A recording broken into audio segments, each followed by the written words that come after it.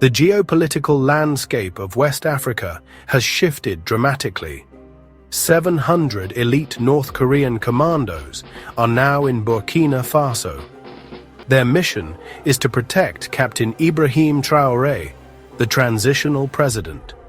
This marks a new era of military cooperation. The implications are vast, affecting regional stability. North Korea's involvement in the Sahel is significant. This deployment alters the security dynamics of the region. The world watches closely as this unfolds.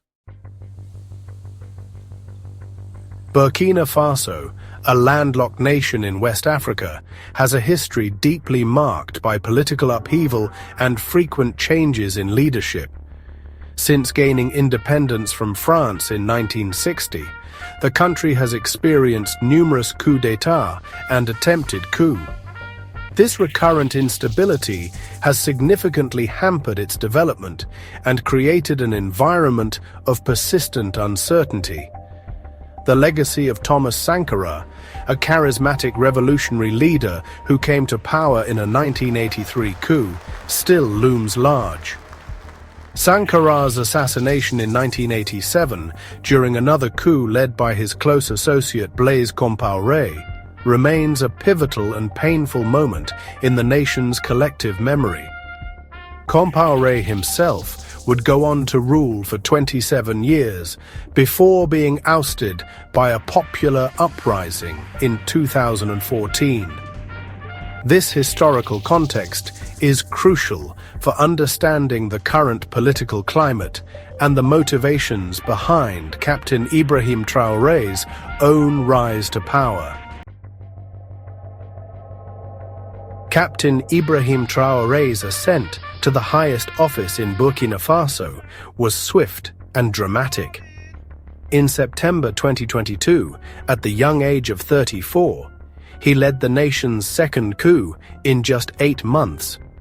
He ousted Lieutenant Colonel Paul-Henri Sandaogo Damiba, who himself had seized power in January 2022. Traoré, then a relatively unknown army captain, capitalized on similar frustrations within the military and the public. Upon taking power, Captain Traoré presented himself as a leader determined to reclaim Burkina Faso's sovereignty and effectively tackle the security crisis.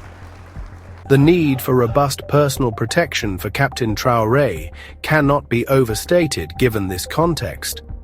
The decision to bring in North Korean commandos can be interpreted as a move to secure a protection force with no prior ties to Burkinabe power structures.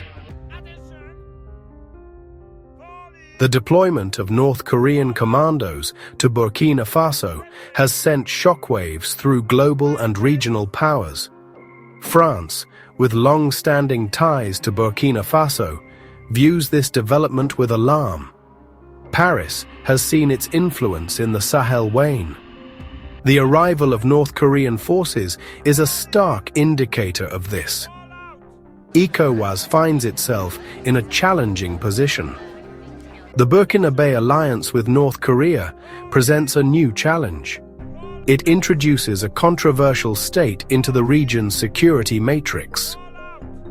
The United States, with significant interests in the Sahel, is closely monitoring the situation.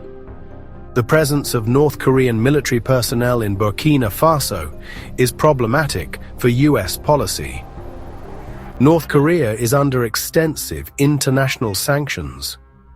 The arrival of North Korean commandos reconfigures the geopolitical chessboard. The arrival of North Korean commandos in Burkina Faso has inevitably been accompanied by a flurry of rumors and unconfirmed reports. Some speculation centers on the exact terms of the agreement. What is North Korea receiving in return for this high-stakes deployment? The symbolism of this alliance is potent and multifaceted. For Captain Traoré's government, it is a powerful assertion of sovereignty and a defiant rejection of perceived Western dominance. For North Korea, the deployment is a rare display of its military capabilities on a distant continent. The decision by Burkina Faso to engage North Korean commandos for its security needs represents a significant potential turning point in how post-colonial African nations approach their defense and sovereignty. For decades, many African countries maintained close security ties with their former colonial rulers or with major Western powers. These relationships often involved military training, equipment provision, and even direct military interventions. Captain Traoré's move signifies a bold, if controversial step towards diversifying security partners beyond these traditional confines.